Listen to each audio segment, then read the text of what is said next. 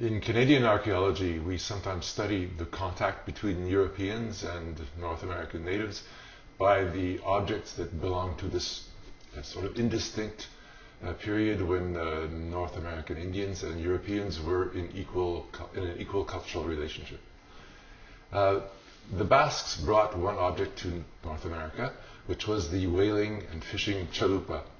This was an object that was developed for the fisheries, but the natives who worked around the Gulf of St. Lawrence adopted this object because it fit into their cultural paradigms of maritime activity. The Micmac very quickly adopted the txalupa. By the year 1600, there were probably more Micmac txalupas around the Gulf of St. Lawrence than Basque txalupas.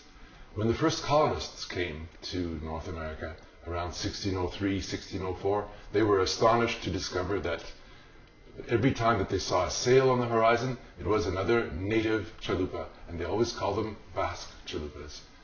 It's a very interesting story.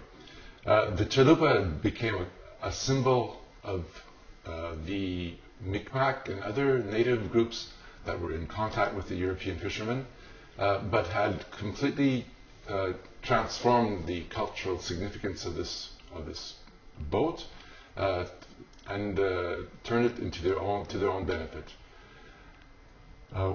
The natives use it for daily traveling, for fishing. They also use it for helping the European fishermen. And they also use it for warfare. For example, the chief, a native chief in southern Nova Scotia, had a fleet of 60 txalupas, and he took these 60 txalupas across the Gulf of Maine, that's 400 kilometers, to attack one of his rivals on the mainland. 60 txalupas with 400 warriors inside. That was the very first year that there were colonists in this area. So we can tell that even before the first colonization, the txalupa was already a very important object that had been transferred from Europeans to the native cultures.